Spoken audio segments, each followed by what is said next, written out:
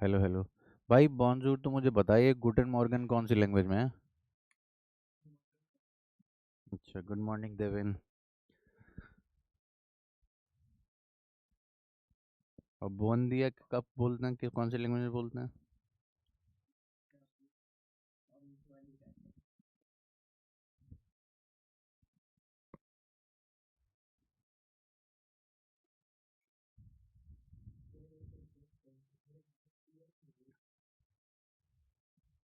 आज कर देंगे, आज आपका सेशन भी लगा हुआ है एक। कौन सा लगा हुआ है?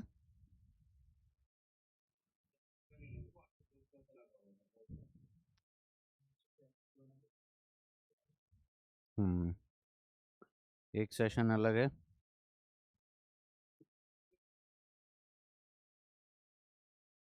दो बच्चे बोल रहे हैं, एक बच्चा बोलो क्या बात है।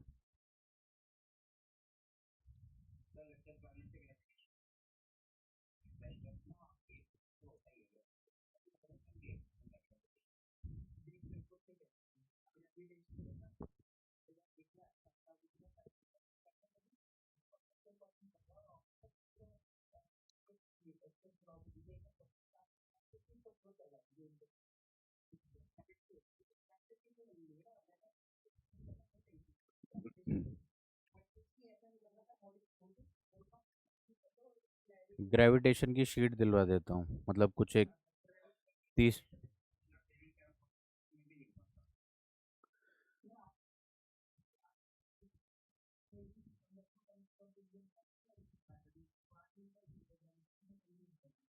ग्रेविटेशन दिलवा देता हूँ अभी, आज ही दिलवा देता हूँ। फट से फेंक के मारो।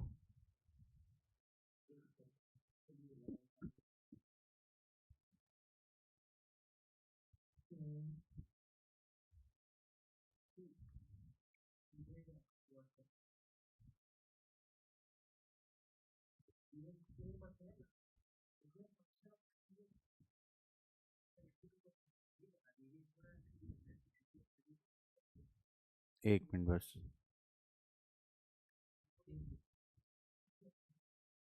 क्या कह रहे हो ग्रेविटेशन का?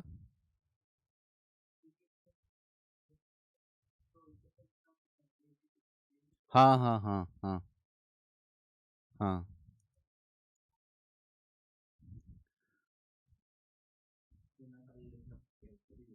भाई, आज पक्का भेज दूंगा आपको।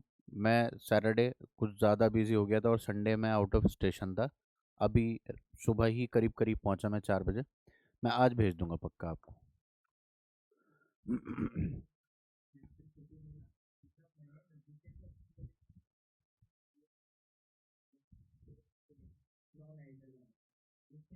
मैं करवा रहा हूँ करवा रहा हूँ करवा रहा हूँ करवा रहा हूँ, बस तुम तो टॉपिक बोल दिया करो कि यार ये बात है। उसके आगे मैं देख लूंगा।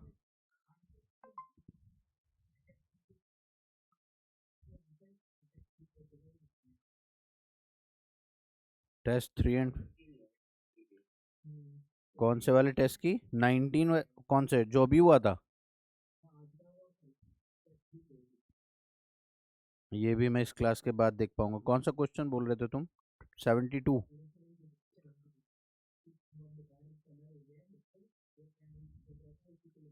कोई नहीं, मैं देख रहा हूँ।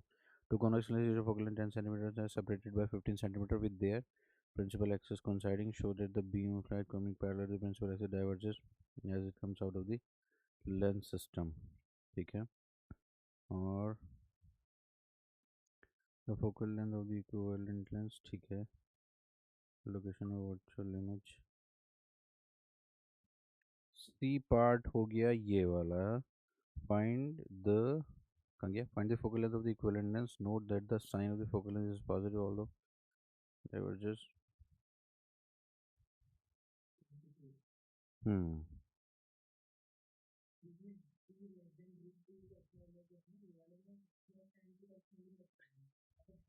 एक मिनट, क्या बोला तुमने? टी? ये 73 है। तुम मेरे से 72 पूछ रहे हो।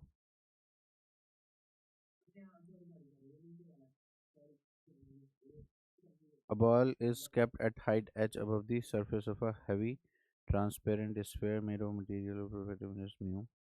The, re- the radius of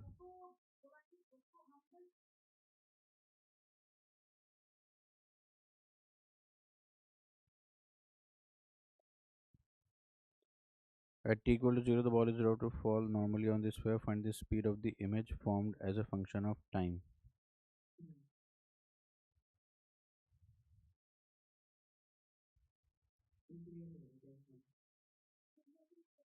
Good morning, Saptrishi.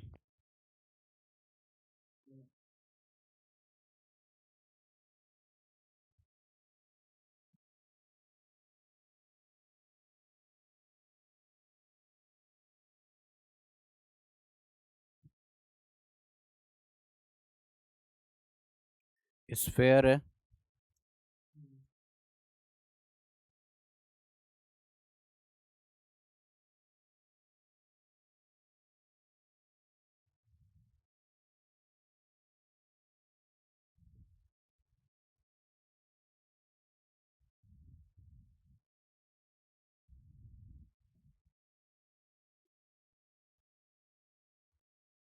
देखो, इसमें तुम्हें कैलकुलेशन पे तो नहीं जाना चाहिए, तुम्हें बस आइडिया होना चाहिए इस सवाल में होगा क्या।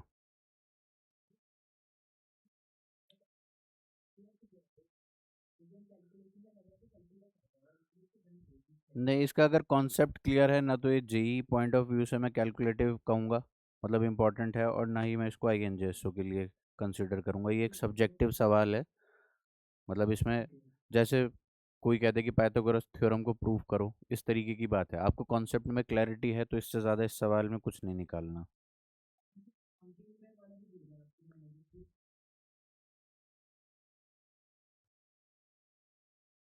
सवाल number,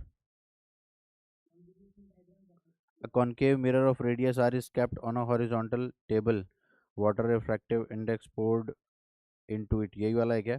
figure 18E2, where should an object be placed so that the image is formed? ये बहुत ही स्टैंडर्ड सवाल है।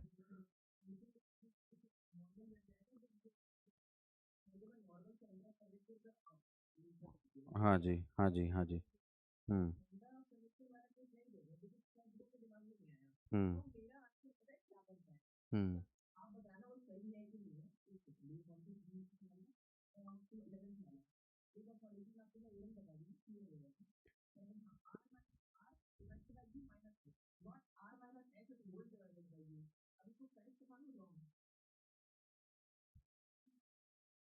इस सवाल में तुमने बोला कि टी पॉइंट का क्या डिस्कशन था, पहले उसको तो क्लियर करो, बहुत तेज बोल गए।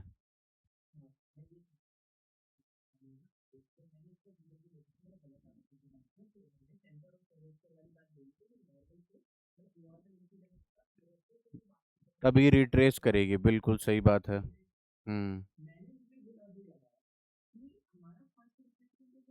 हम्म, हम्म,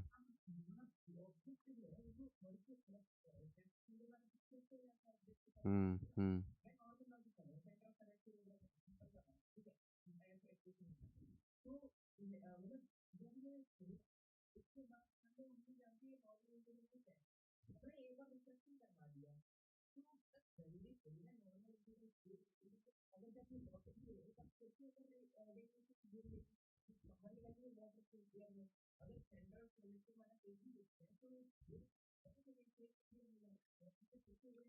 सुनो, सुनो, सुनो। तुम कोई भी जनरल पॉइंट लेके चल लो, और उसके बाद कंडीशन बस ये है कि इमेज उसी पे बन रही है, ठीक है?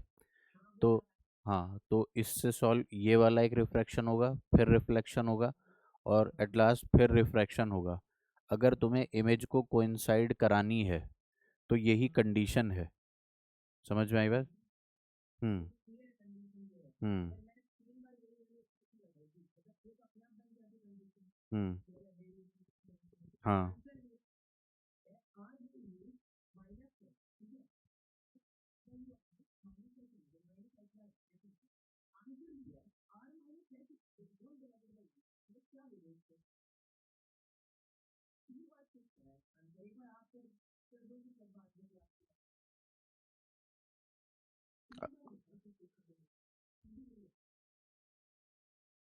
आर बाय म्यू माई कुछ तो पॉइंट गड़बड़ कर रहे होंगे कैलकुलेशन में, क्योंकि जो भी कंडीशन दे रखी है फुलफिल होती है तभी जब ये, मतलब अगर ये रिट्रेस करके वहीं पहुंच रही है तो इसी कंडीशन में पॉसिबल है ये सेटअप जो भी काम कर रहा है।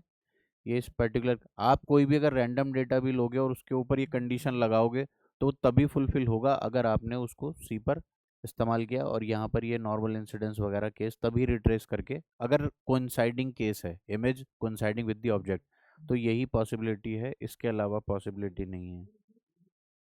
हाँ जी। हम्म।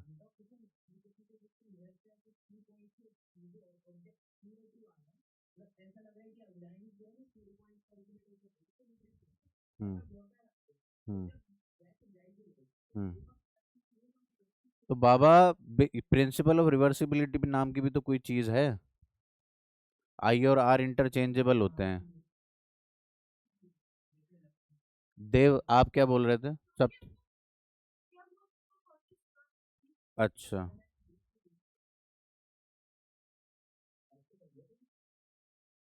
देव, आप कुछ बोल रहे थे क्या?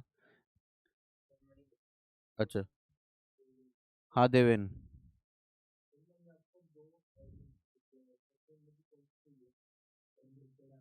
अभी भेजी है क्या?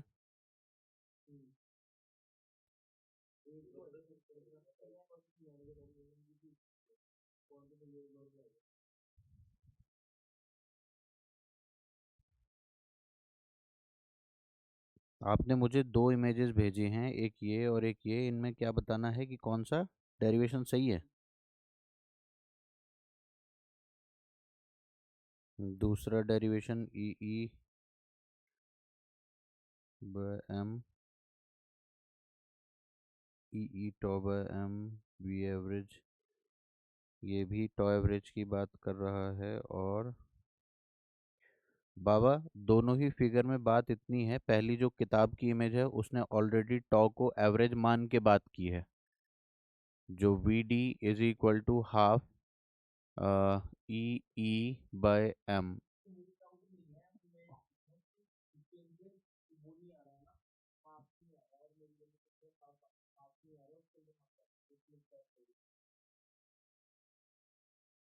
हाँ, वो हाफ वाला ही सही होगा, ये आपने हाफ पे ध्यान नहीं दिया, मैंने ई ई बाय एम, मैंने टॉ एवरेज पे ध्यान दिया।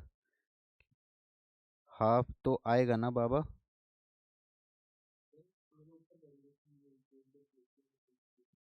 हम्म।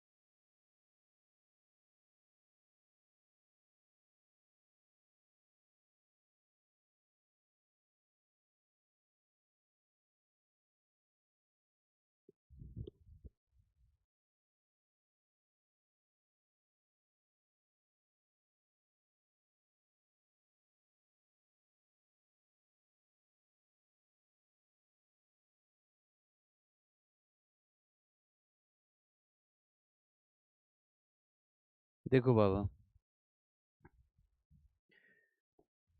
वीडी जो हम कंसीडर करते हैं, ये कंडक्टर के अंदर की बात है। सप्तऋषि, आपने देख लिया वो वाला सवाल जिसकी बात हो रही थी?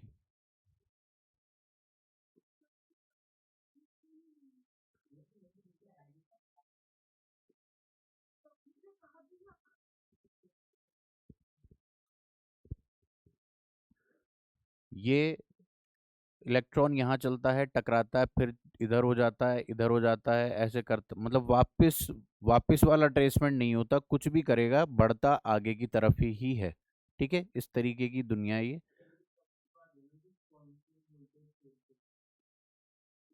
कांस्टेंट वोल्टेज सोर्स और अगर वेरिएबल होगी तो क्या होगा?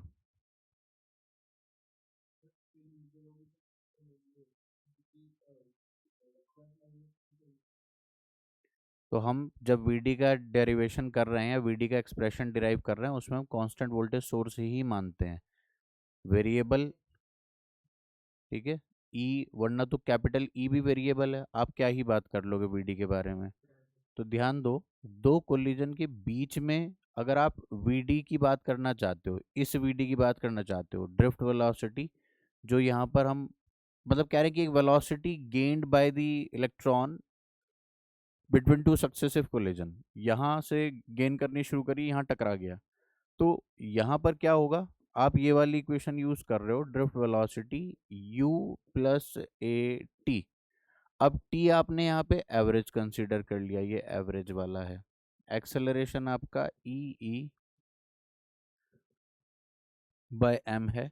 यू एवरेज आपकी जीरो आ रही है, और ये भी आपकी एवरेज ही निकल के आएगी जब सब चीज़ें एवरेज इस्तेमाल करी। तो क्या आ गया, ई टॉ एवरेज बाय एम। ठीक है बाबा, ये कौन सी हुई, दो सक्सेसिव कोलिजन के बीच में। ठीक है, कोई दिक्कत नहीं।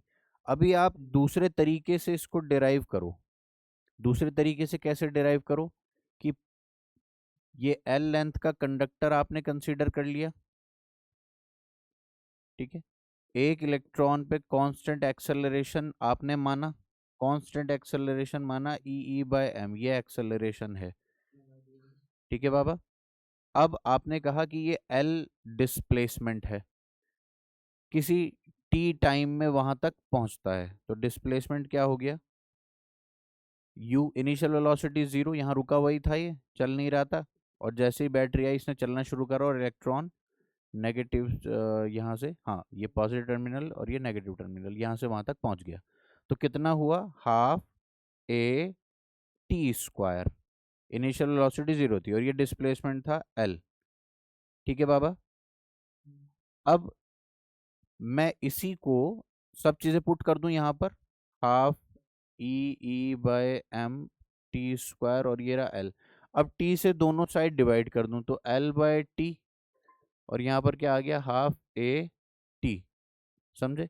तो ये कौन हो गई, एक एवरेज वेलोसिटी जो एक कंडक्टर के एंड पॉइंट्स के बीच में बात हो रही है।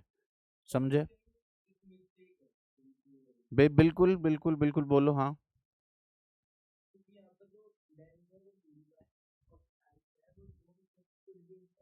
नहीं, ये तो मैंने पूरा पूरा कंसीडर किया कि यहाँ से यहाँ तक जाने में टाइम लगा टी। तो मैं तो कह ही नहीं रहा हूँ कि आप वो पुट करो, यहाँ पर टॉप पुट करो। समझ रहे हो,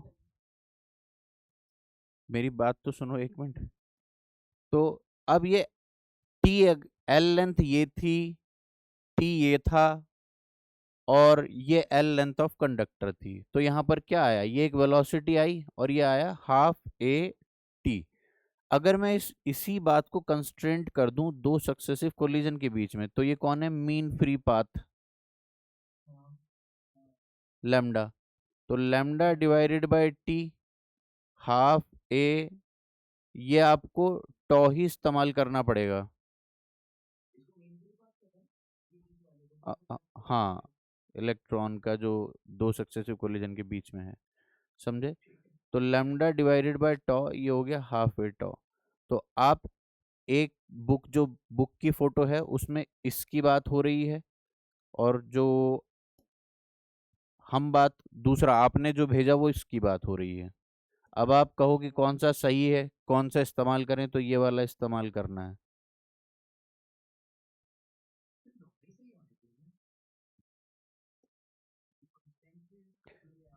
देखो एक्सप्लेनेशन है, इसमें एक हाफ का फैक्टर चलता है। समझ रहे हो, ये हाफ का फैक्टर चलता है हम, लेकिन इसको इस्तेमाल करते हैं अपनी वीडी में। म्यू मोबिलिटी भी हम इसी से डिफाइन करते हैं, सब यहीं से। तो उस प्रोपोर्शनलिटी कांस्टेंट को हटा के इसमें कुछ अप्रोक्सीमेशन भी हमने इस्तेमाल किए हैं, तो ये डेरिवेशन सही मायने में, जो करंट का भी जो एक्सप्रेशन आता है ना, I is equal to N E A V D, उसकी एक्सप्लेनेशन भी सही नहीं है। हम्म।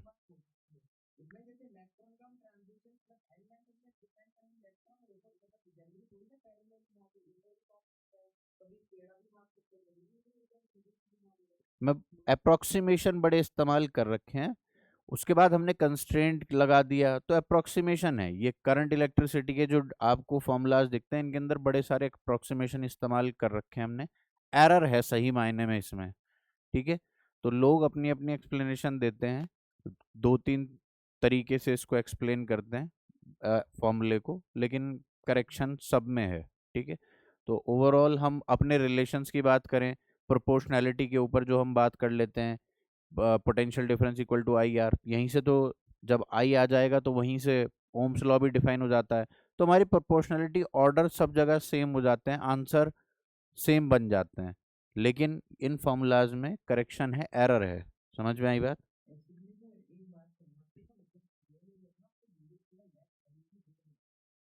यार ये तो नेटवर्क की बात है। सौम्यदीप क्या कह रहा है? सौम्य यार, इसको सौम्यदीप का वो ग्रुप का। अच्छा, उसको फोटो भेज देना एक बार।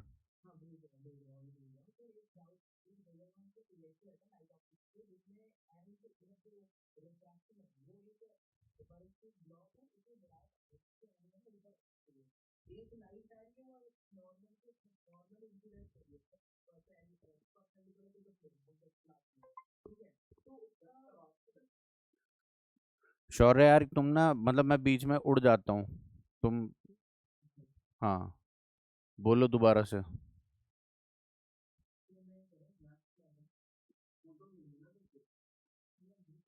बोलो बोलो, जल्दी से बोल दो। ग्लास स्लैब है।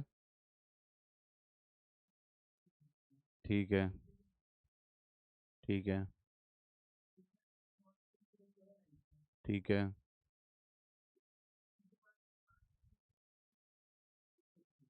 सीधा पार कर जाएगी।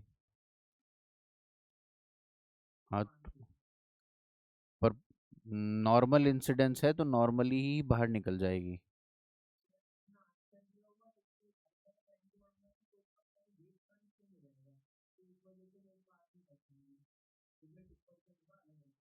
ये कह सकते हो कि नहीं, नॉर्मल इंसिडेंस है तो मैं तो ये कहूँगा कि वो नॉर्मली ही बाहर निकल जाएगी।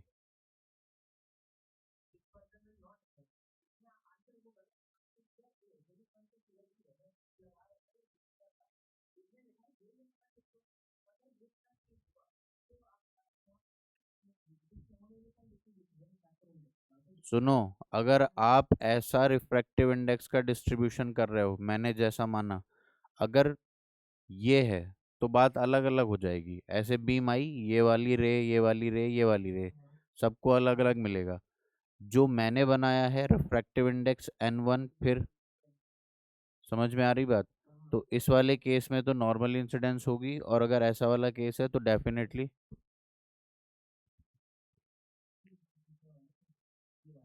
ये वाला है। तो हाँ, बिल्कुल, इसमें तो वेव फ्रंट, भाई एक रे ज़्यादा स्पीड है, एक रे की कम स्पीड है, वेव फ्रंट पे ही है। वेव फ्रंट ये मान लो पैरेलल, अगर रेज आ रही, बीम आ रही है तो प्लेन वेव फ्रंट होता है। ऐसा। यार वेव फ्रंट क्या है कि ये मान लो कि लाइट जो रे से आप देख लेते हो ना, वो ऐसे मानो कि ऐसे शीट्स की फॉर्म में आ रही है, और इस शीट पे जितने भी पॉइंट हैं, फिर एक और शीट उसके पैरेलल, ये शीट आगे बढ़ रही हैं, पेपर लीव्स जैसे, एक पेपर एक दूसरा पेपर। तो ये जो पैरेलल रेज के परपेंडिकुलर एक प्लेन है ना, इसको वेव फ्रंट कहते हैं। और इस पे जितने पार्टिकल हैं वो सब एक ही पेरेंट के बच्चे हैं, और ये दूसरे पेरेंट के बच्चे हैं। आप जरा सा आगे जाओगे तो दूसरे माँ बाप के बच्चे मिलेंगे, लेकिन सारे एक ही माँ बाप के होंगे। फिर अगले पेज पे उतरोगे तो वहां पर एक किसी और माँ बाप के बच्चे हैं, लेकिन सारे एक ही माँ बाप के हैं। समझ में आ गई क्या? तो शौर्य, ये क्लियर हो गया क्या? ये वाला है तो नॉर्मली इंसिडेंस नॉर्मली रहेगी, कोई डिस्पर्जन नहीं होगा। लेकिन अगर ऐसा है तो भाई दिक्कत हो जाएगी। हर रे को अलग दुनिया मिल रही है तो अलग अलग ही बिहेव भी करेगी।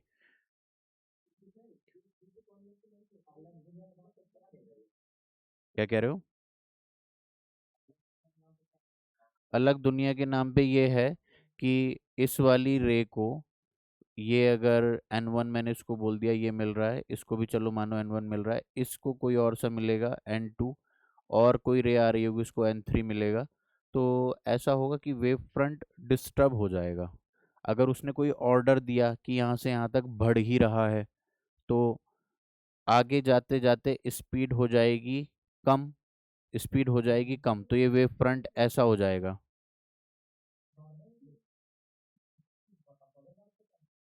बाबा नॉर्मल इंसिडेंस बिल्कुल है, लेकिन ये बीम एक है, ये प्लेन वेव फ्रंट जो आ रहा था, इस पे सारे पॉइंट्स एक फेज में थे। लेकिन जब ये इससे पास होंगे इस स्लैब से, तो हर एक पॉइंट के और दूसरे पॉइंट के बीच में एक फेज डिफरेंस आ जाएगा, एक ज्यादा चला एक कम चला।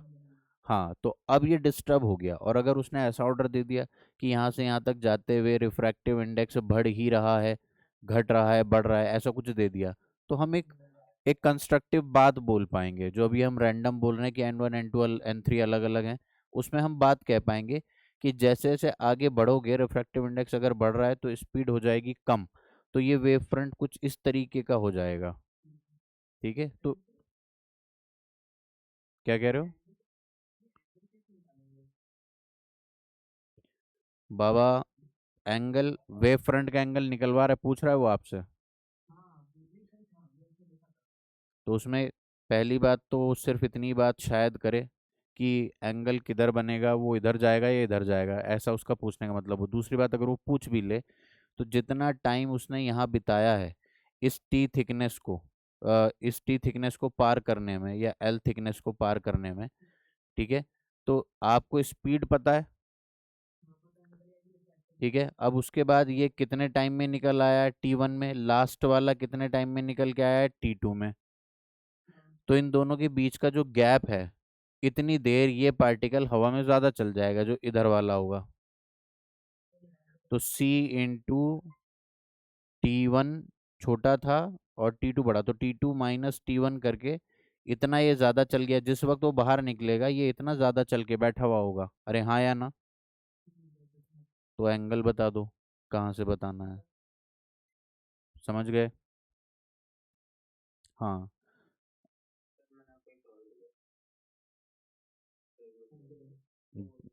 ग्रुप में ही भेजा है?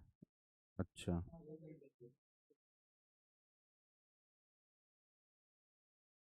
हाँ देव, इसमें क्या बात है? दो ब्लॉक हैं। हम्म। हम्म।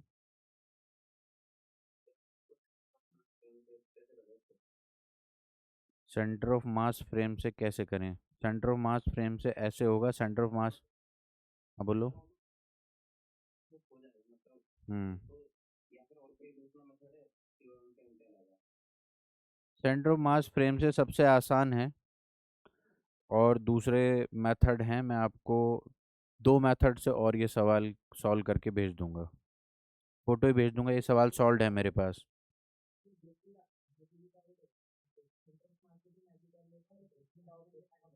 इसमें आइडिया दे देता हूँ और सॉल्व करके ड्रॉप कर दूंगा। इसमें आइडिया ये है कि आप इसको ऐसे देखना कि दो ब्लॉक अगर आपस में कनेक्टेड बैठे हुए हैं, कोई किसी को कुछ नहीं कह रहा है, सिर्फ कनेक्टेड बैठे हुए हैं, यहाँ पीछे से जो आ रहा है इसने v वेलोसिटी से आके इसको टक्कर मारी होगी, ये वाला।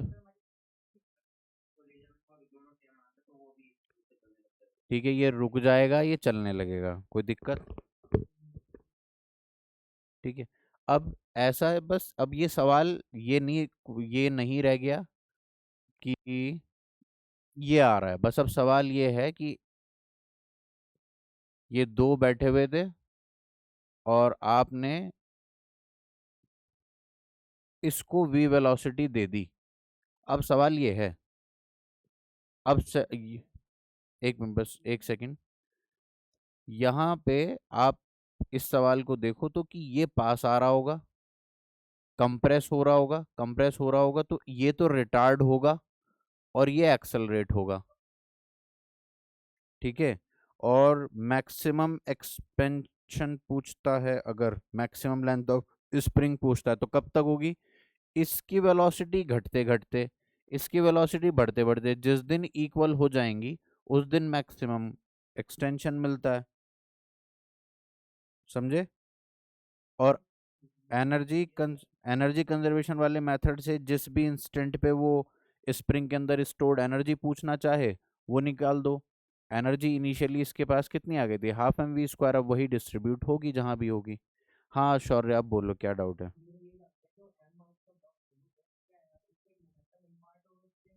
हम्म। हम्म। हम्म।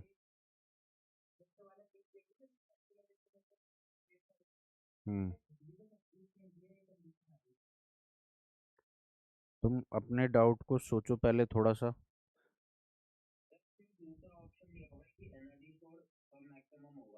N stored energy of the spring is one। एक बार दोबारा बोलना भाई, क्या बोले देव? एट क्या? बिल्कुल सही बात है। स्प्रिंग में। हाँ। मैक्सिमम कंप्रेशन का हो या मैक्सिमम एक्सपेंशन का हो, दोनों सूरतों में। हाँ, मैक्सिमम एनर्जी स्प्रिंग को मिलेगी उस वक्त।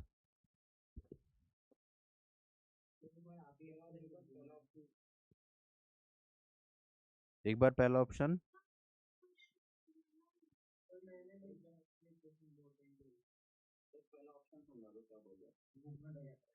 At some instant during the motion, if the speed of block 1, block 2, v1 and v2 with respect to ground, then v1 v2 half kx square by m।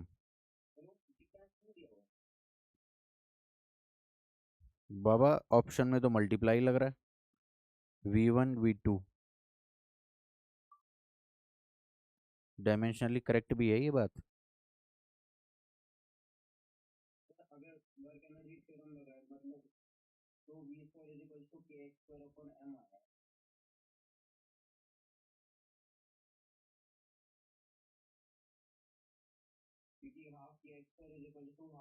Baba dimensionally तो correct है ही।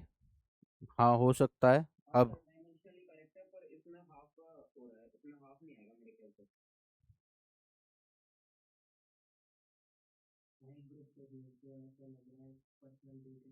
बाबा group में ही है, आप ध्यान से देखो सवाल।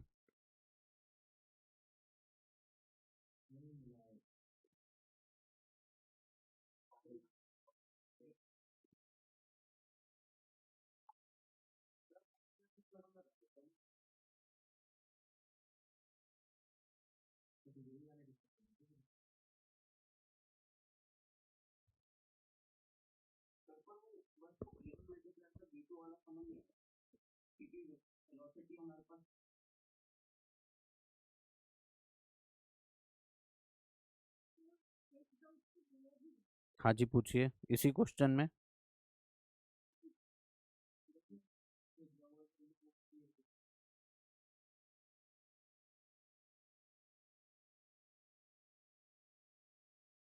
देव यार, ये तो सॉल्व करके ही मैं कुछ कमेंट कर पाऊंगा कि हाफ आ रहा है क्या आ रहा है। ठीक है, मतलब एक पॉसिबिलिटी है। अगर आप ऑप्शन की ऑप्शन सही है गलत है, ऑप्शन बना तो ठीक रखा है। हाँ तो उसको चेक करना पड़ेगा v1 v2 निकाल के किसी भी रैंडम पॉइंट पे, इंस्टेंट पे, टाइम टी पे, और फिर ही चेक कर पाऊंगा मैं इसको। और एक डाउट देवेन ने इसके नीचे भेज रखा है, सप्तऋषि आपने कहाँ भेजा है डाउट?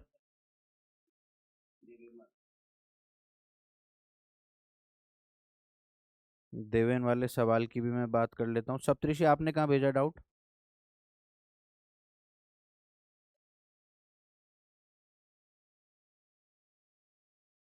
हेलो सप्तऋ। हाँ बोलो। हाँ हाँ बोलो।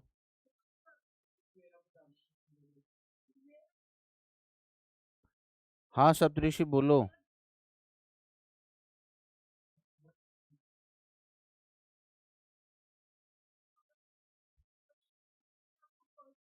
हाँ जी हाँ जी हाँ जी, प्लीज प्लीज प्लीज बताओ।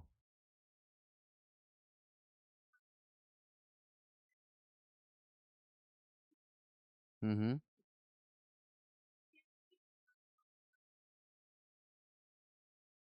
हम्म।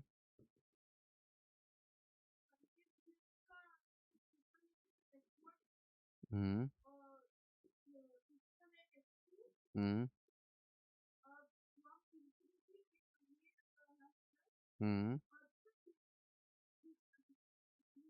हम्म।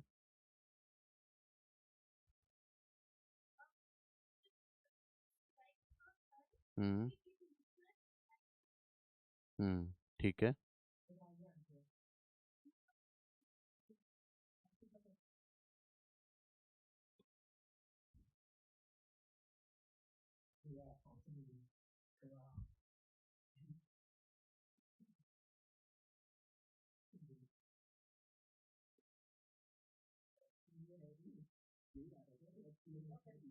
डी क्या होगा? इन्फिनिटी से आ रही है तो ये फोकस से जाएगी। ठीक है। और वापस इन्फिनिटी को अगर भेजना है आपको, तो ये ऐसे पैरेलल आएगी, तो ये फोकस से चली जाएगी, पैरेलल आएगी। नहीं तो गलत हो गई ना बात। पैरेलल इन्फिनिटी को ये चली जाएगी, ठीक है। उसका शायद मतलब ये है कि ये ऐसे ही जा रही है।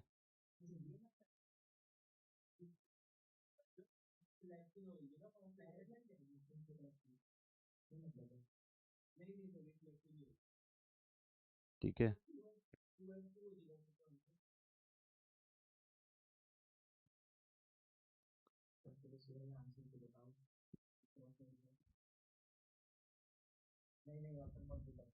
एक मिनट रुको, एक मिनट रुको। भाई सुनो, ये डी एफ टू के बराबर सप्तऋषि, डी एफ टू के बराबर है क्या?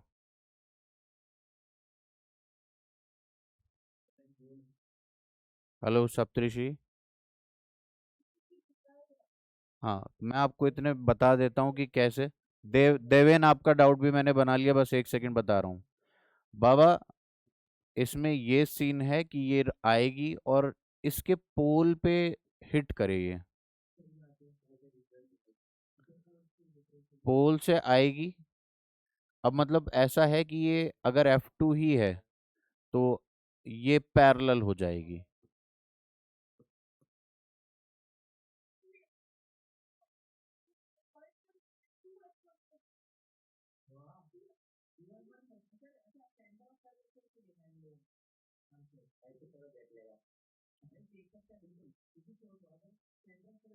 हम्म। डी, सुनो, ऑप्शन में F2 नहीं था।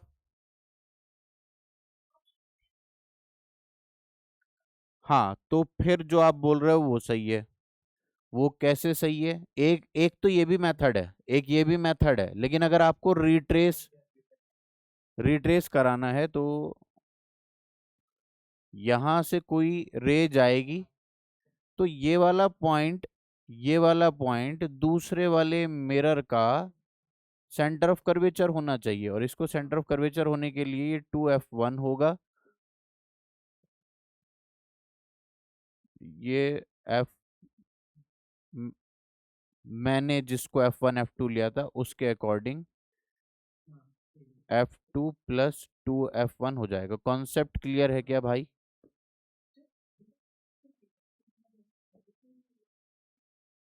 बाबा, रिट्रेस रिट्रेस और F2 + F1 बात थोड़ी सी गलत हो रही थी। उसमें इन्फिनिटी को तो ऐसे जा ही रही है, लेकिन ये वाला केस नहीं है कि पैरेलल टू एक्सिस।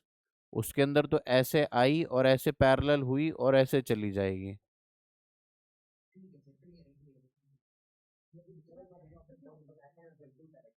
सॉरी। ये वाला, ये, हाँ, ये भी सही है अगर आप। ये वाला सही है। ये आंसर है इसका।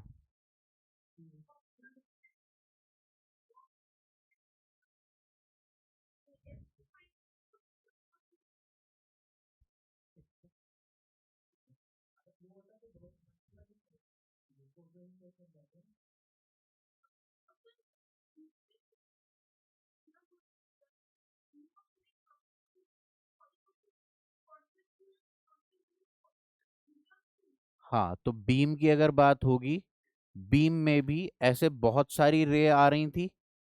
तो ऊपर वाली, ये वाली ऐसे लौट जाएंगी और ये वाली ऐसे लौट जाएंगी। ठीक है बाबा।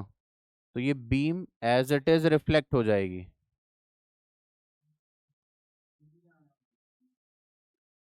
और देवेन, जो आपका डाउट है, देखो इसमें क्या था, क्या कह रहे हो अमरजीत, आपका भी डाउट था ये?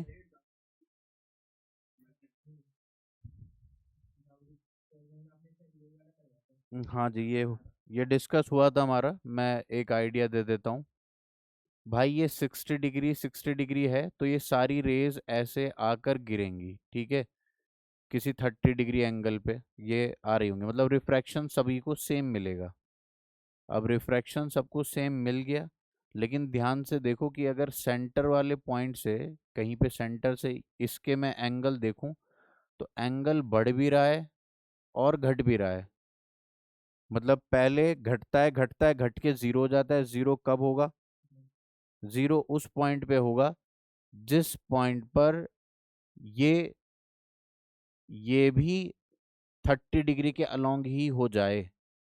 कहने का मतलब ये है कि सेंटर से ये वाली लाइन डालो, और ये भी यहाँ से 30 डिग्री पर हो, और इसी के अलोंग आपकी एक लाइट भी जा रही है। तो जब आप आगे बढ़ोगे, यहाँ पर तो एंगल ऑफ इंसिडेंस, यहाँ पर एंगल ऑफ इंसिडेंस जीरो मिलेगा आपको। लेकिन जैसे जैसे आप आगे बढ़ोगे, तब फिर से आपको एंगल ऑफ इंसिडेंस बढ़ता हुआ मिलेगा, और इधर देखोगे तब भी एंगल ऑफ इंसिडेंस बढ़ता हुआ मिलेगा। ठीक है बाबा। तो दो जगह यहाँ से क्रिटिकल एंगल बनने की पॉसिबिलिटी है, दो जगह क्रिटिकल एंगल बनेगा। ठीक है। तो वो दो जगह,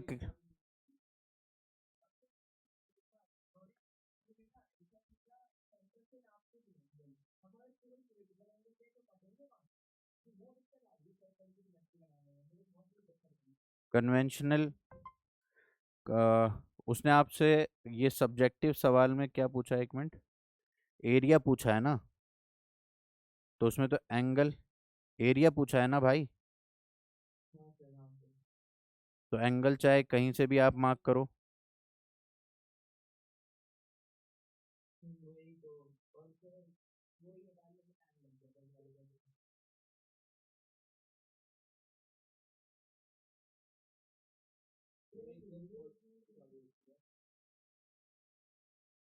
बाबा ये डिस्कस हुआ है उस डाउट सेशन में, जो सबसे पहला डाउट सेशन था। तो वहाँ पे पूरा सवाल डिस्कस हुआ है। अच्छा, शायद उसमें भी हम आंसर नहीं निकाल, दूसरे में, अच्छा। देखो भाई, इसका कुछ रिफ्रैक्टिव इंडेक्स दे रखा है, कितना दे रखा है? √3 दे रखा है। ठीक है। और वो 35 डिग्री के लिए बात हो रही है।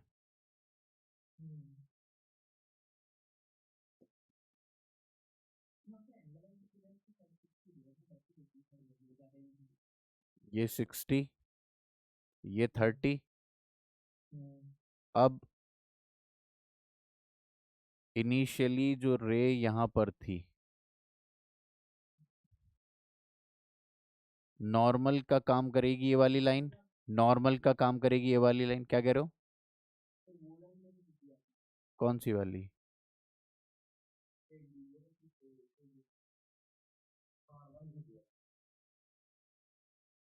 भाई ये आ रही थी इंसिडेंट रे, ये रिफ्रैक्टेड रे है, और ये सेंटर से मैंने सब जगह हर पॉइंट पे मैं एक लाइन डाल सकता हूँ जो कि नॉर्मल का काम करेगी। तो तो ये वाला जब 35 डिग्री हो जाएगा, नहीं भाई, इस वाले पॉइंट पे तो यहाँ से चली जाएगी रे, तो ये वाले पॉइंट पे तो 90 डिग्री है ना। यहाँ पे जो लाइट आई है, इस वाले पॉइंट पर जो लाइट आ रही है 60 डिग्री पर, तो ये ऐसे ही 30 डिग्री पे निकलेगी। तो यहाँ देख लो कि एंगल ऑफ इंसिडेंस कितना है, और बाकी फिर आगे आते आते देखो तो एक जगह तो 35 बनेगा या नहीं बनेगा? पगले हो क्या भाई? बनेगा ना, वो अपने आप बनेगा, मैं थोड़ी बना रहा हूँ। जब आप यहाँ से यहाँ तक जाओगे, तो जब रे रे आ रही थी और रे के अलोंग आपने ये जो जा रही थी, उसी के अलोंग आपने ये नॉर्मल बनाया, तो भाई एंगल ऑफ इंसिडेंस चेंज हो रहा है ना। यहाँ 90 से घटते घटते जीरो के बीच में कभी तो 35 आएगा।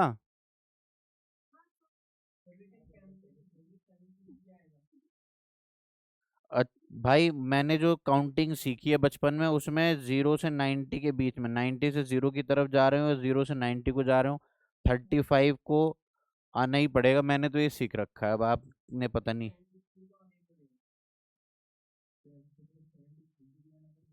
तो 73।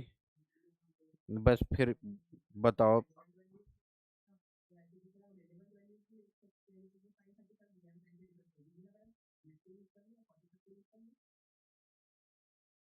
क्रिटिकल एंगल की दुनिया नहीं समझ पाओगे बिल्कुल भी।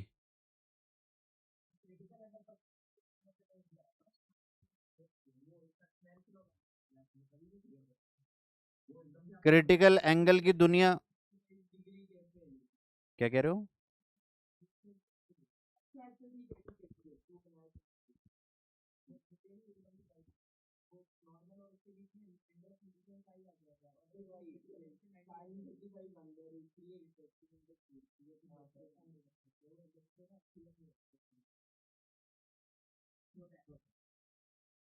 ठीक है बाबा।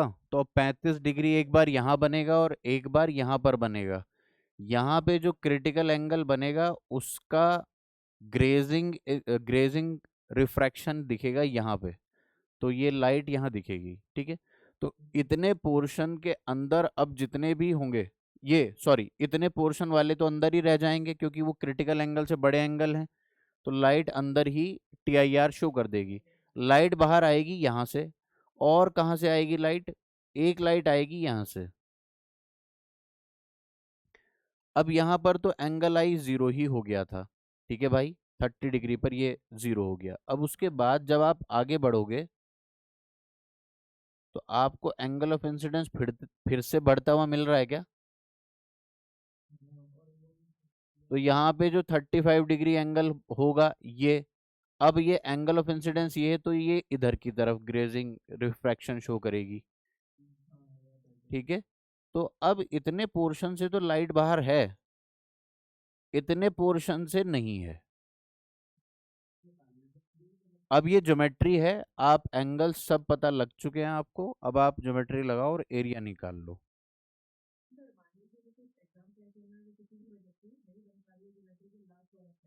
हम्म। अगर आपने कॉन्सेप्ट कॉन्सेप्ट बीच में छोड़ दिया कि इतना बता दिया, अब इसकी कैलकुलेशन रह गई, तो 30% मार्क्स डिडक्ट होंगे। 30 से 40%, 60% मार्क्स आपको मिलेंगे अगर आपने ये डायग्रामेटिकली दर्शा दिया और इसके ऊपर कमेंट भी कर दिया। आपने मैथमेटिकल इक्वेशन बना दी, लास्ट में आपने कैलकुलेशन छोड़ दी, रूट्स निकालने छोड़ दिए, तो आपके 10 से 15% मार्क्स कटते हैं।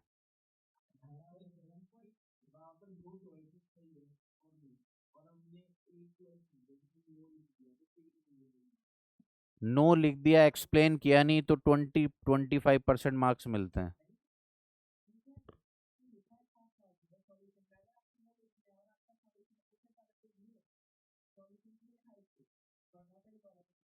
नहीं, अभी आपने मेरे से क्या पूछा कि यस नो पूछा, आपने नो लिख दिया, जो भी सही आंसर था आपने लिख दिया,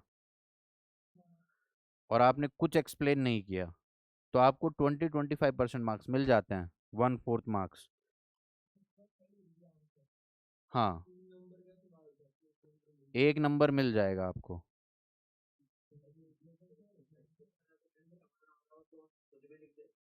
क्या कह रहे हो? कुछ भी लिखने से क्या मतलब है यार? अब ऐसा थोड़ी तुम वहां लिख के आओ कि बड़ी बातचीत इंडस्ट्री के लोगों से और ऐसा वैसा कुछ लिख के आ जाओ, ठीक है।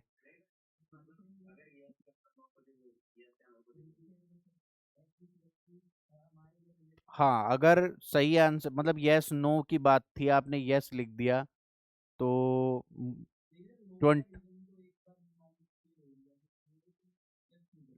तो मार्क्स वही आपको एक नंबर बस वो उसका दे दिया जाएगा कि हाँ चलो आंसर लिखा हुआ है, लेकिन क्यों क्या कैसे ये बात बची है। भाई कुछ करंट इलेक्ट्रिसिटी की बात कर लूं मैं आज।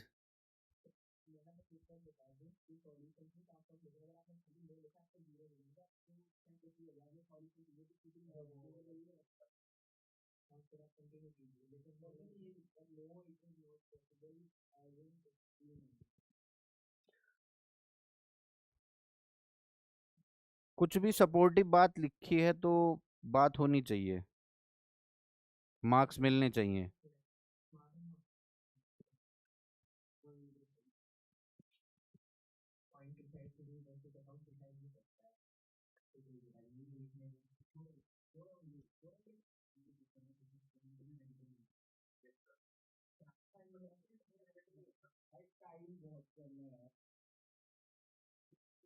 सवाल अब ये है मेरा, ये एक बैटरी है, कौन है?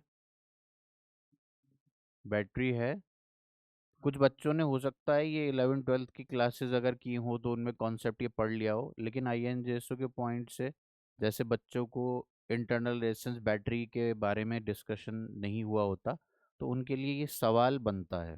क्या बनता है? कि भाई ये बैटरी है और बैटरी के अंदर बच्चों को इतना तो पता होगा कि वहाँ पे कोई इलेक्ट्रोलाइट नाम की चीज़ होती है, हाँ या ना? ठीक है। तो ये जो टर्मिनल्स हैं, यहाँ पर मैंने एक बार वोल्ट मीटर लगाया। ठीक है। ठीक है, वोल्ट मीटर लगाया, एक बार आइडियल और एक बार नॉन आइडियल।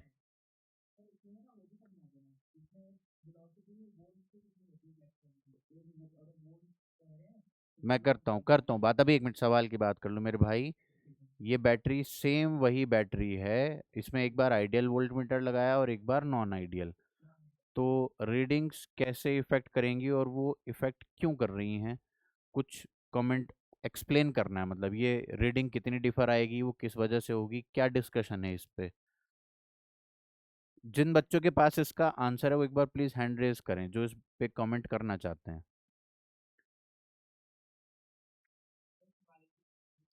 सवाल ये है कि एक बैटरी लगी है, उस बैटरी के टर्मिनल्स को एक बार मैंने वोल्ट मीटर, मतलब उसके टर्मिनल्स के अक्रॉस एक वोल्ट मीटर लगाया, एक बार आइडियल वोल्ट मीटर लगाया और एक बार नॉन आइडियल वोल्ट मीटर लगाया है।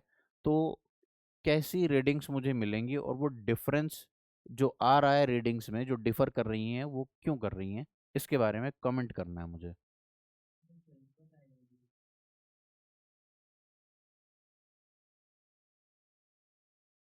बोलो शौर्य, क्या कहोगे?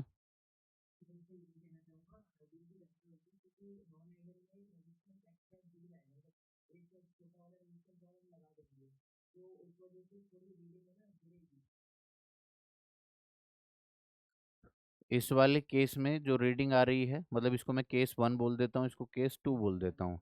तो V1 और V2 में कंपैरिजन कर रहे हैं तो कौन ज़्यादा है?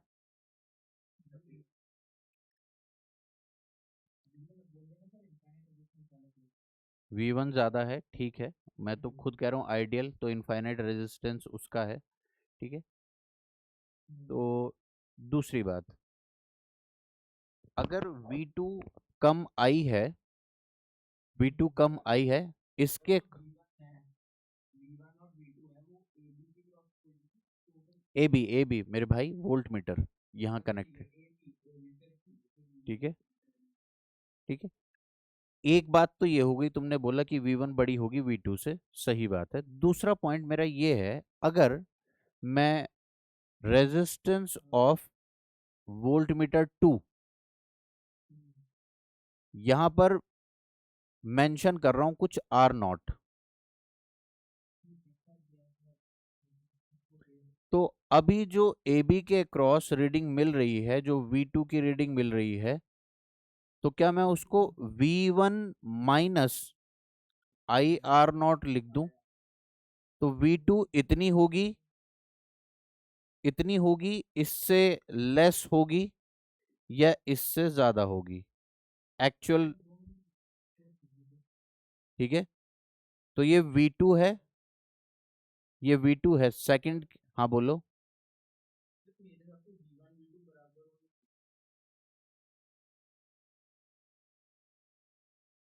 अच्छा ठीक है, मैं इस पे भी डिस्कशन कर लूंगा।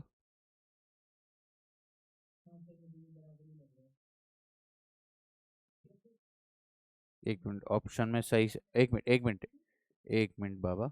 V2 is equal to I R not, I R not, V2 is equal to I R not.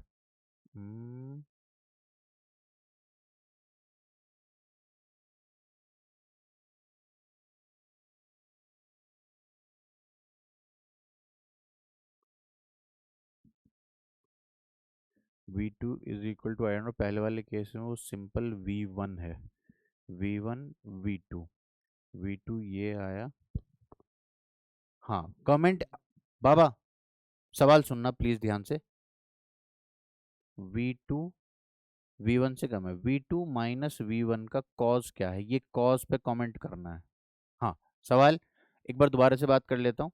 ये आइडियल वोल्ट मीटर कनेक्ट किया, ये non ideal volt meter connect किया। आपसे पूछा गया कि V1 और V2 में कौन बड़ा कौन छोटा होगा, आपने कहा कि V1 बड़ा होगा V2 छोटा होगा। ठीक है, इसमें कोई डाउट?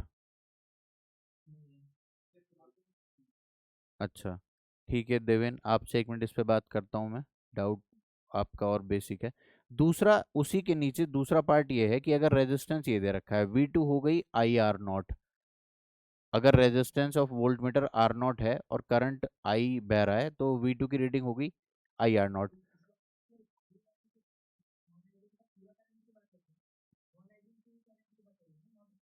ये करंट ऐसे फ्लो कर रहा है, तो ये डिफरेंस का कॉज क्या है?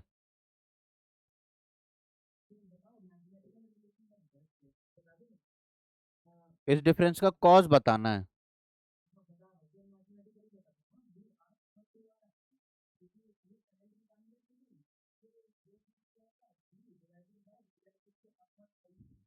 इसका आंसर सुनो, इसका आंसर तुम्हें कॉन्सेप्चुअली बताना है, यहीं सोच के क्या हो रहा होगा, क्यों ये कॉज है, कॉज के बारे में बात करनी है।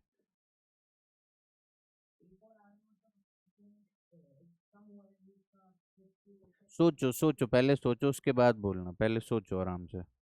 और देवेन भाई, हाँ तो ऐसा यही बोलना है कि जो डिफरेंस आ रहा है वो due to the resistance offered by electrolyte है, वो रेजिस्टेंस ऑफर्ड बाय इलेक्ट्रोलाइट।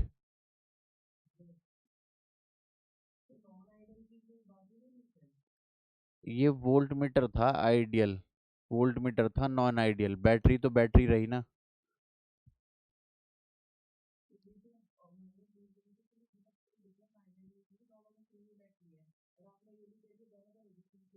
अब यही डिस्कशन है, यही सुन लो ध्यान से देवेन, तुम्हारा डाउट भी यहाँ क्लियर हो जाएगा। मैं बोल दो, आप बोलो।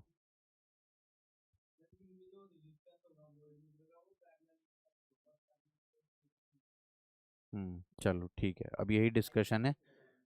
बिल्कुल मैं समझ गया आपका डाउट, अब आप सुन लो ध्यान से। सप्तऋषि आपको कुछ बोलना है? देव, सॉरी,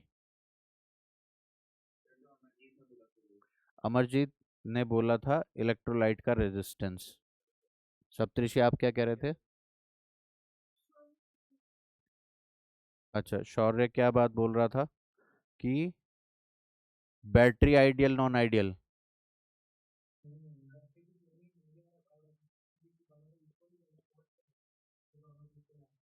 हाँ अब सुन लो, देखो जब बैटरी इस्तेमाल में नहीं है, पहले वाले केस में सर्किट भले ही कंप्लीट हो लेकिन वहां कोई करंट ड्रॉ नहीं हो रहा है, यहाँ पर करंट जीरो है।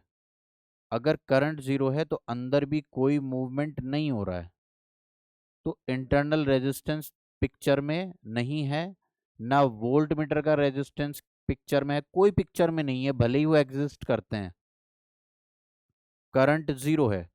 तो यहाँ पर वोल्ट मीटर किसको सेंस करेगा? वोल्ट मीटर जब यहाँ करंट, मतलब ये जो सेंस करेगा इसको कहते हैं हम ईएमएफ। मतलब ये एक ऐसा पोटेंशियल डिफरेंस है जो इलेक्ट्रोड्स के बीच में मिलेगा, और वो मैक्सिमम पोटेंशियल डिफरेंस मिलेगा, क्योंकि कोई उस पोटेंशियल डिफरेंस को खा नहीं रहा है। कोई उस पोटेंशियल डिफरेंस को खा नहीं रहा है। क्या तुम्हें मेरी बात समझ में आई? क्या कह रहे हो? Electromotive force, EMF. ठीक है, अब दूसरे केस में जब यहां पर इलेक्ट्रोलाइट जो पहले था वो आज भी है, वोल्ट मीटर आपने नॉन आइडियल लगाया, इसका मतलब वो इन्फिनिटी तो नहीं है।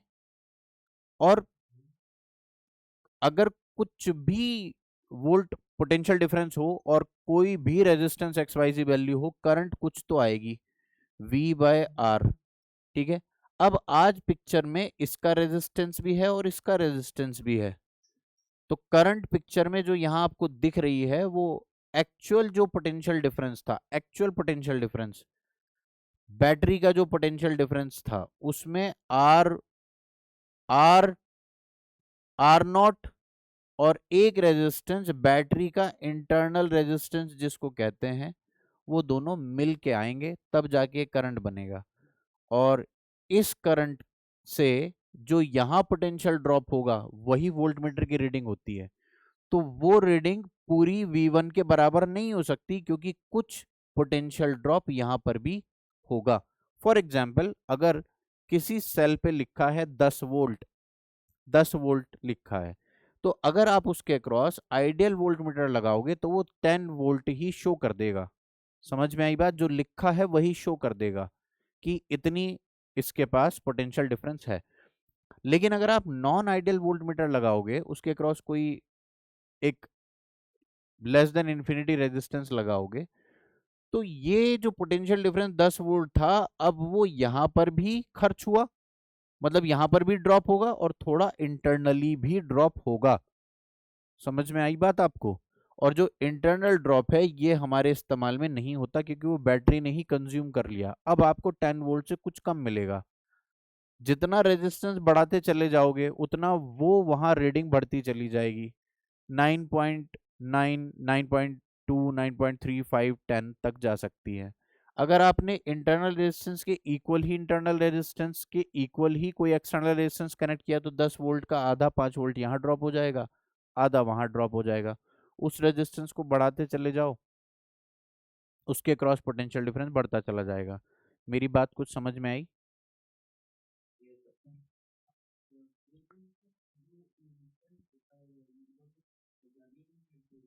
हाँ, अभी भी तो पैरेलल में ही है, जिन दो पॉइंट के क्रॉस हमें पोटेंशियल डिफरेंस जिन लेकिन बैटरी के साथ ये कनेक्शन बना या नहीं बना? जिस सर्किट में भी तुम पैरेलली कनेक्ट कर देते हो वहां पर भी एक सर्किट बनता है या नहीं बनता है? अगर यहाँ वोल्ट मीटर बनाया तो ये जो करंट आ रहा है, एक करंट ये एक जा रहा था, अभी उसी में से कुछ यहाँ जाने लगा, तो करंट सर्कुलेट हो रहा है। और ठीक है, तो इसी के लिए एक ग्राफ अगर आपसे बनाने के लिए कह दिया जाए, वो आपसे कोई नाम ना ले, ईएमएफ का नाम ही ना ले, जो V1 V2 मैंने जिस तरीके से डिस्कस किया बिल्कुल ऐसे ही डिस्कस करे, और आपसे कहे कि मुझे अब इसका ग्राफ बना के दिखा दो, इसका ग्राफ बना के दिखा दो इस V का, किसके साथ? करंट के साथ।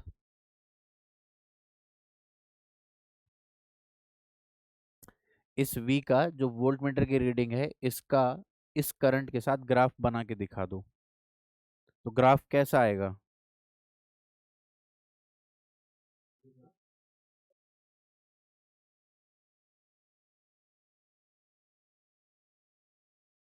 टेंटेटिव ही बना दो, मतलब इंक्रीजिंग होगा डिक्रीजिंग होगा, कैसा होगा?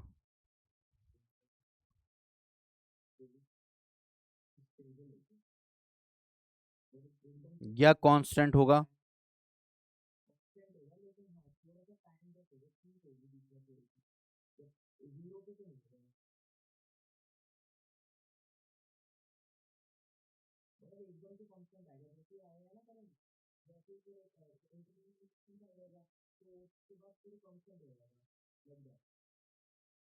देखो, आपको इस सेटअप को सिर्फ ऐसे देखना चाहिए कि एक रेजिस्टेंस यहाँ आर नॉट लगा हुआ है और एक रेजिस्टेंस यहाँ पर लगा हुआ है और एक बैटरी लगी है जिसका कोई पोटेंशियल डिफरेंस वी है और आपकी रीडिंग ये वाली है। ये कोई वी नॉट लगा हुआ है, आपकी रीडिंग ये वाली है और आपको इस करंट के साथ एक ग्राफ बनाना है। तो बाबा, कैसा ग्राफ बनेगा, कैसा एक्सप्रेशन बनेगा? देखो, V is equal to I R not है और I क्या है? V not divided by R not plus कुछ भी आर बैटरी लिख दूं मैं इसको, R not plus R battery और इनटू आर नॉट। तो अब आपकी जो रीडिंग है, मतलब इन दो के बीच में ग्राफ बनाना है भाई। ठीक है, तो आर नॉट बढ़ाते रहोगे तो ही वी चेंज होगा, तभी करंट चेंज होगा। अगर आर नॉट में कोई बदलाव नहीं तो कोई चेंज नहीं। ठीक है, तो ये ग्राफ आपका ऐसा बनेगा कि जब आर नॉट को आपने इनफाइनाइट कर दिया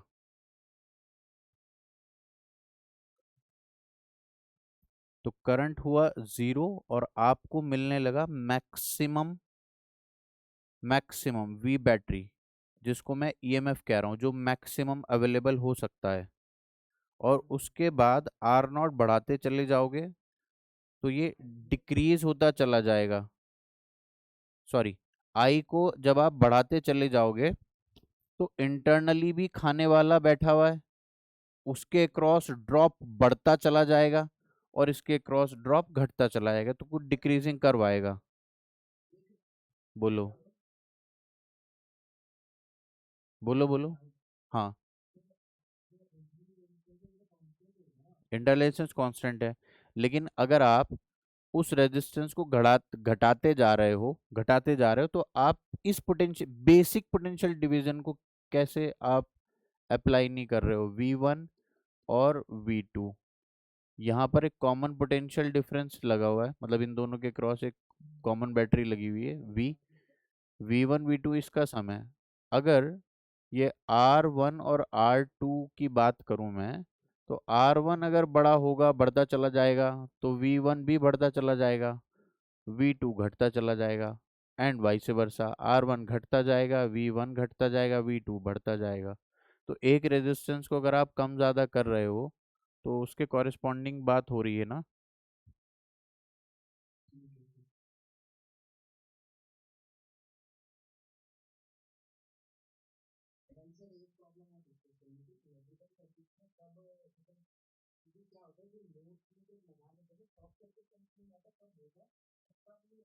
2-4 पॉइंट्स मैं आपको बोल देता हूँ, आपको इन्हीं से सवाल फंस जाएगा।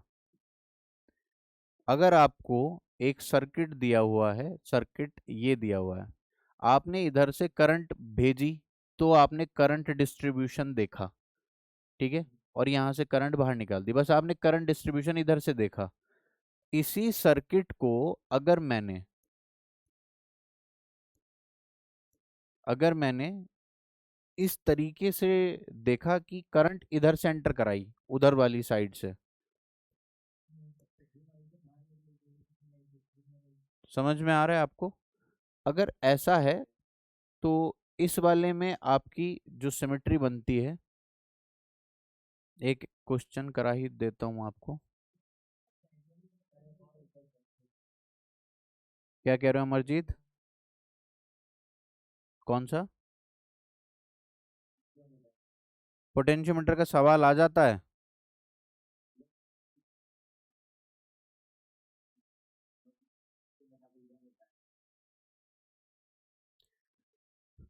पोटेंशियोमीटर की बात करनी है, एक बार इसकी कम।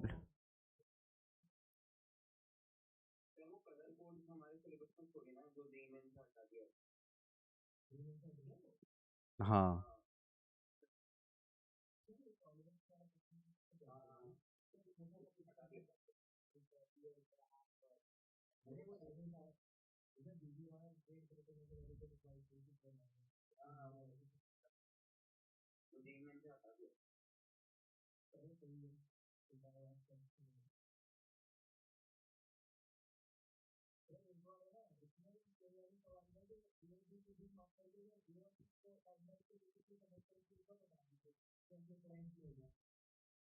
मैं आपके सामने एक सर्किट बना देता हूँ।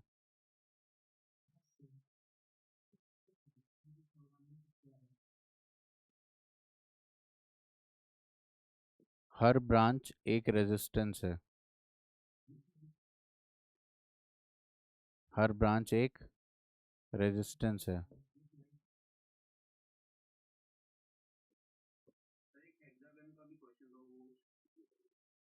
हेक्सागन वाला होगा।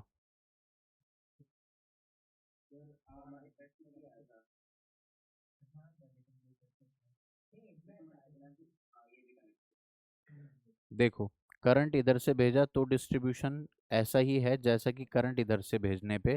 मतलब मुझे पता ही नहीं लग रहा कि सर्किट इधर से देखूं या इधर से देखूं। अगर किसी ने सर्किट पलट के रख दिया तो मैं यही कहूंगा कि भाई क्या ही बदल गया, अब सॉल्व कर लो।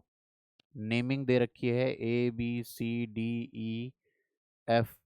तो मैं कह रहा हूँ चाहे अगर किसी ने डी से करंट एंटर करा दिया तो मेरा तो जवाब सेम ही रहेगा जो पहले ए से करंट जाने के लिए था। तो अब इसमें ये है कि करंट यहाँ यहाँ यहाँ, मतलब दिमाग जो कंफ्यूज करता है वो ये है कि सर करंट यहाँ आके यहाँ डिस्ट्रीब्यूट हुआ हुआ भाई, यहाँ डिस्ट्रीब्यूट हुआ, यहाँ जाने के बाद यहाँ भी तो डिस्ट्रीब्यूट हो सकता है, दिमाग ये कहता है। और उस वक्त मैं उस बच्चे को फिर वही बात रिपीट करता हूँ कि देखो करंट जैसा इधर से भेजा था वैसा ही इधर से भेजने पे रिएक्ट करेगा। तो अगर यहाँ से I1 एंटर करी थी तो इसको I1 निकलना होगा यहाँ से।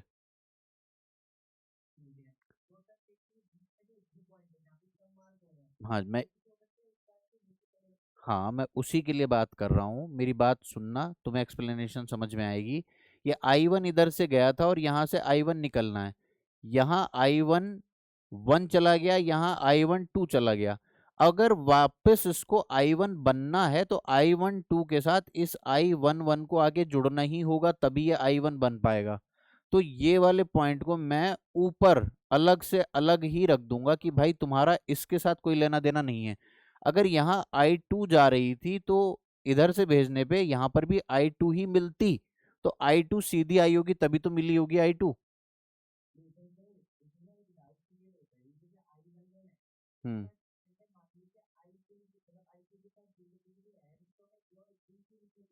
तुम कुछ भी बीच में सोचो, क्या आखिर में तुम्हें यहाँ I1 I2 I3 मिल रही हैं? अगर तुम्हें मिल जाती हैं, अगर तुम्हें मिल जाती हैं कुछ भी करने पे तो वो कुछ भी सही है। अगर नहीं मिल रही है तो वो कुछ भी सही नहीं है, क्योंकि एक सिमेट्री का सर्किट है और दोनों तरफ से सिमेट्री है इसमें।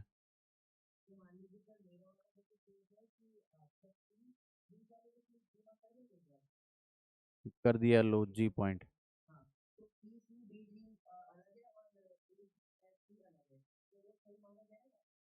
BC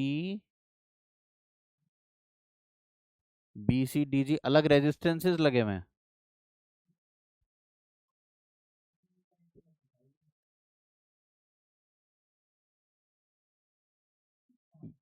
ये है, ये मतलब सही है, ये मतलब सही है। और अमरजीत ने भेजा है डाउट।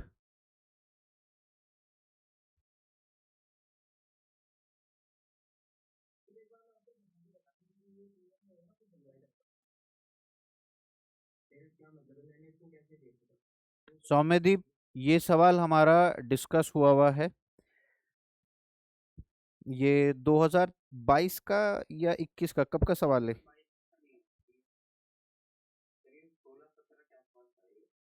यार हमने लास्ट ईयर 19 20 21 22 23, तो इन्हीं ईयर में से है ये एक, और ये मैंने ही सॉल्व किया था। हम्म। और अमरजीत ने, मुझे बस 1 मिनट दो, अमरजीत का डाउट मैं पोटेंशियोमीटर वाला देख लूं और पोटेंशियोमीटर की बात आप भी सुन लो।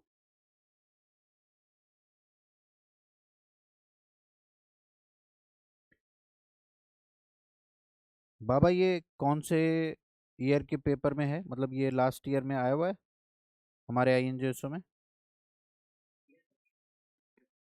ठीक है। पगले वगले हो क्या तुम? कौन सा, तुम कोई और सा सवाल देख रहे हो?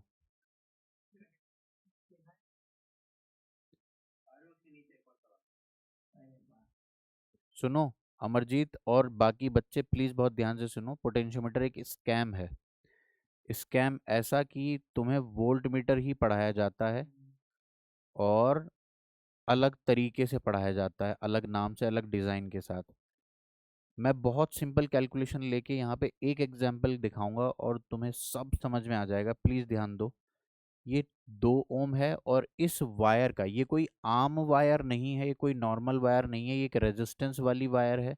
इस वायर का जो रेजिस्टेंस है मैंने 40 ओम कह दिया। और इस वायर के अक्रॉस मैंने पोटेंशियल डिफरेंस निकाला। क्या तुम बिना पेन चलाए पोटेंशियल डिफरेंस निकाल सकोगे? कितना पोटेंशियल डिफरेंस है ए बी के अक्रॉस? बहुत बढ़िया। अगर अब आपसे ये कहा जाए कि ये 100 मीटर की वायर थी, कितने मीटर की वायर थी? सो आई एम सॉरी, मुझे छोटा लेना चाहिए। 1000 सेंटीमीटर, 10 मीटर की वायर है। तो इस 40 वोल्ट को अगर इस यूनिफॉर्मली डिस्ट्रीब्यूट करना हो, इस पोटेंशियल डिफरेंस को इस रेजिस्टेंस वाली वायर पे, तो 1 सेंटीमीटर के क्रॉस कितना ड्रॉप आया होगा?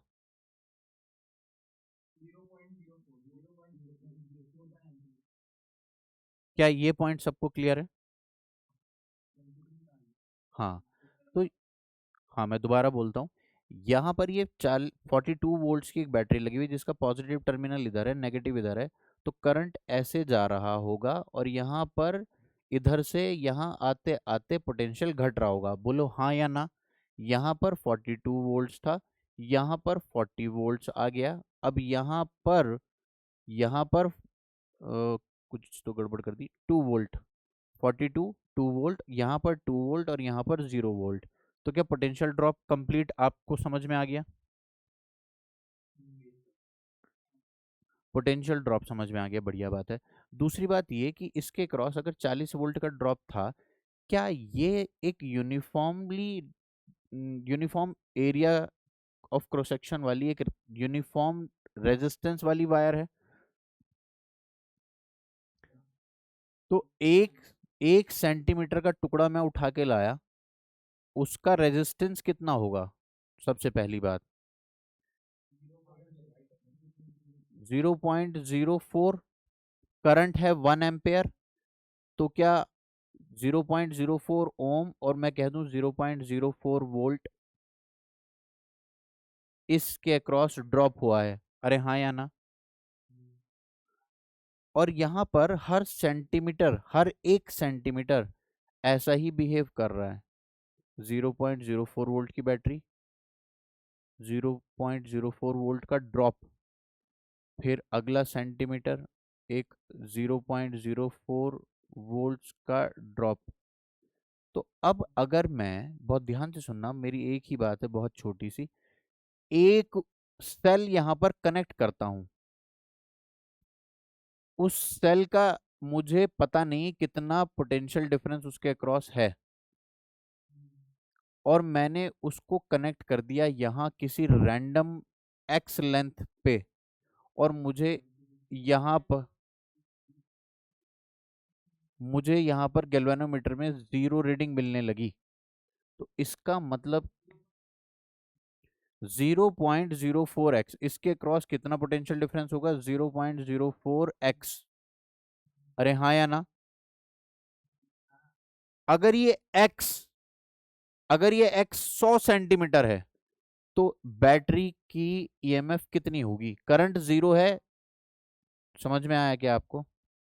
बैटरी की ईएमएफ 0.04 इंटू एक्स है, in case if it is 100। क्योंकि ये तो क्या था, वोल्ट पर सेंटीमीटर, और ये है 100 सेंटीमीटर के लिए बात चल रही है। तो ये कितना आ गया? 4 वोल्ट्स। तो सेल, जो ये सेल लगा है, इस उसका अननोन ईएमएफ, अननोन बैटरी जो कोई भी उठा के लाए आप, पोटेंशियोमीटर से हमें उसका एग्जैक्ट ईएमएफ पता लग पाता है।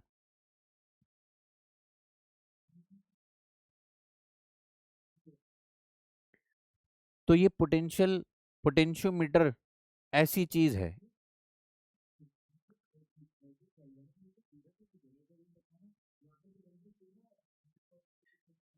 गैल्वेनोमीटर जीरो रीडिंग ऐसे दे रहा है कि एक सर्किट में अगर यहाँ 10 वोल्ट लगा है और दूसरा कोई अननोन अननोन ई लगा हुआ है और यहाँ पर रेजिस्टेंस भी है, और मैं गैल्वेनोमीटर कहूँ या एमीटर कहूँ, वो मुझे जीरो रीडिंग दिखा रहा है, तो ऐसा कब हो रहा होगा? जब ये 10 पूरा इस ई से लड़के खत्म हो गया होगा। रेजिस्टेंस लगा भी हो तो उससे मुझे कोई मतलब ही नहीं है। मतलब ये रेजिस्टेंस यहाँ लगा हुआ है, उससे मुझे कोई मतलब नहीं है। वजह क्या है कि करंट तो जीरो है, ये रेजिस्टेंस अपनी हरकतें तो तब कर पाएगा जब यहाँ करंट हो। करंट नहीं है तो ये रेजिस्टेंस लगा रहे, अपने जैसे 10 और लगा ले, कोई फर्क नहीं पड़ता।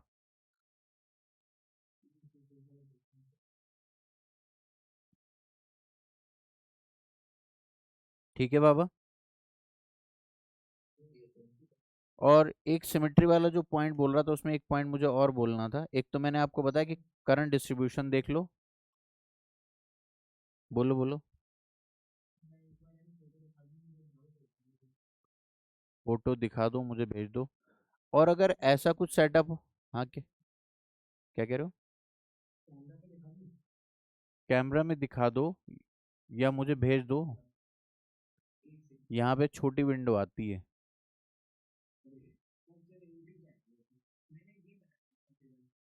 ये बिल्कुल गलत है। ये बिल्कुल गलत है। बिल्कुल गलत है। और अगर, क्या कह रहे हो? रीजन मैंने वही बताया, मैं अभी भी दोबारा वही सब बातें बोलूंगा कि करंट ये जो चल रही थी यही इस वायर में होनी चाहिए। आपने जो सेटअप बनाया है उसमें ये वाली करंट वो नहीं है जो ये थी।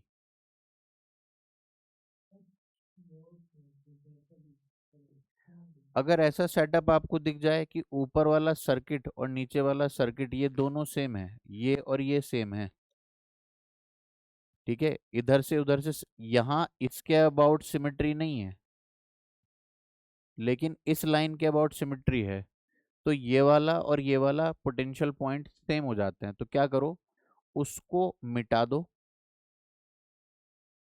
और यहाँ पे जितने भी रेजिस्टेंस जहां जहां लगे हुए हैं उनको आधा आधा कर दो।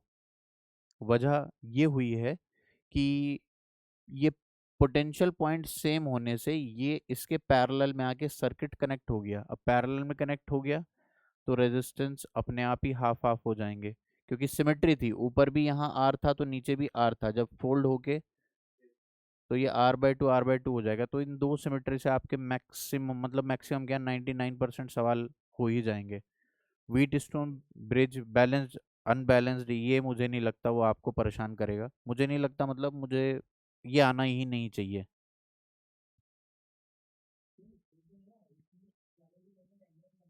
हम्म।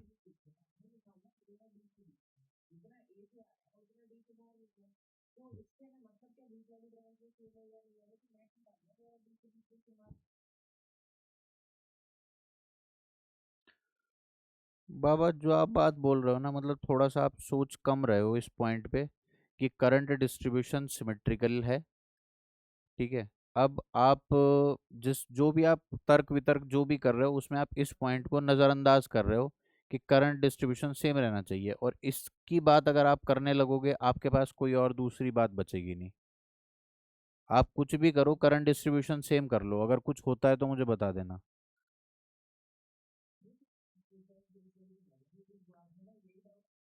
मैं जानता हूँ, इसीलिए मैंने पहले ही बोल दिया कि बच्चों को ऐसा लगता है कि यार ये I2 इधर भी तो जा सकती है, ये I1 इधर भी तो जा सकती है, तो गई क्यों नहीं? तो गई इसलिए नहीं क्योंकि जब इधर से आई भेजा तो डिस्ट्रीब्यूशन, और इधर से आई भेजा तो डिस्ट्रीब्यूशन सेम है। इसका मतलब अब चाहे इधर से भेजा तो जाके इन्हें मिलना इसी तरीके से पड़ेगा जैसा ये इधर थे। जैसे ये इधर अलग हुए थे उनको वैसे ही उसी शक्ल में मिलना भी पड़ेगा सिमेट्री को मेंटेन करने के लिए। तो वो शक्ल। हम्म।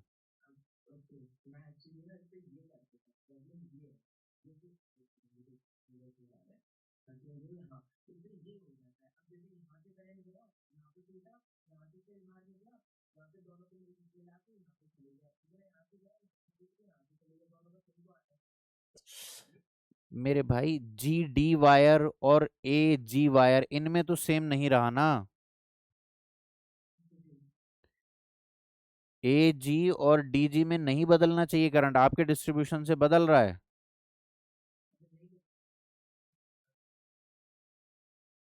ठीक है।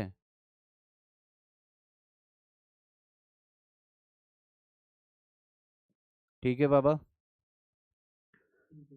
आपकी कौन सी शीट अपलोड करवानी है मुझे, ग्रेविटेशन की? ग्रेविटेशन के 15-20 सवाल। क्या कह रहे हो?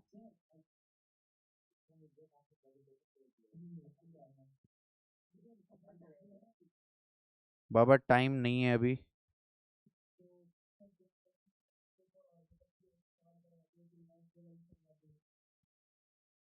मैं ये नेक्स्ट क्लास में करा सकता हूँ, अभी मुझे क्लास को लीव करना होगा अभी, वरना स्टूडियो पर्सन आ जाएगा फिर टाइमिंग के लिए ची होगी। आगे क्लास की टाइमिंग है। तो कौन कौन से 2 सवाल बोल रहे हो, एस्केप वेलोसिटी और ऑर्बिटल वेलोसिटी? एक छोटी सी पीडीएफ भी शेयर कर दूंगा मैं आप लोगों के साथ, ये ऑर्बिटल वेलोसिटी वाली। इस तरीके के कुछ सवाल आप, बहुत बेसिक है ये। ठीक है, सर्कुलर मोशन से जुड़ा है, मैं पीडीएफ शेयर करूंगा, एक बार देख लेना आप। ठीक है। मत करो ग्रेविटेशन में, मत टाइम लगाओ।